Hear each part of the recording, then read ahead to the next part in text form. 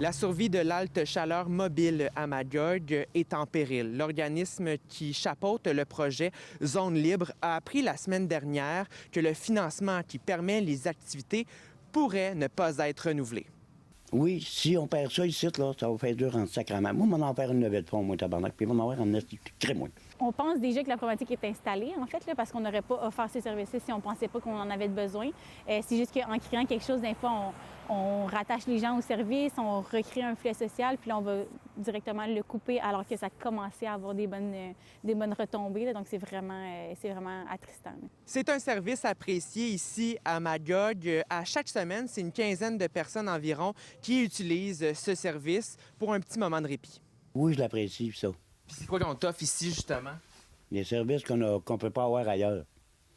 Puis tantôt, j'ai vu qu'on t'a offert un petit café, on t'a donné une couverte. Oui, il y a bien des choses qui donnent aussi, là.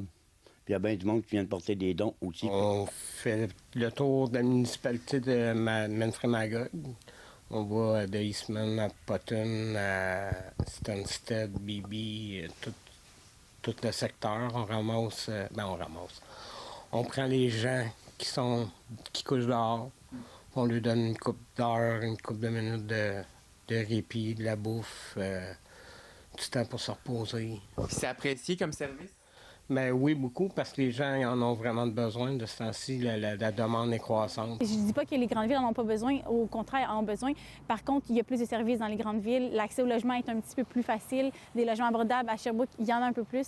Magog, on est vraiment loin de ça. Dans les petites villes, la MRC aussi, il n'y a même pas de transport en commun. Donc, juste qu'une personne qui est sans abri, exemple, qui veut se rendre de Stansted juste à l'hôpital, à la limite, pour avoir des soins pour des engelures, si la personne n'a pas de véhicule ou elle n'a pas un réseau autour d'elle, elle peut juste pas y aller. Donc, les détériorations sont vraiment de pire en pire. Puis nous, justement, on n'a pas vraiment de logement abordable. Il n'y en a pas des tonnes à Magog. Christ, à tout bout de champ, je me fais virer de bord occupé dans le cul. Calice! Pas mal que j'ai pas d'argent de le payer. J'ai 1200 $, mon Christ. Je suis pas capable de payer un loyer de 900 $. Christ, il y a de quoi qui marche pas. Si jamais ce service-là, mettons, n'est pas renouvelé. Ça va être très dommageable, c'est beaucoup de services qui vont être diminués de beaucoup pour des gens qui en ont vraiment besoin. D'autres organismes qui viennent en aide aux personnes en situation d'itinérance à Magog font également face à un possible non-renouvellement de leur financement, comme Ressources Relais. À Magog, Marc-Antoine Mailloux pour Nouveau Info.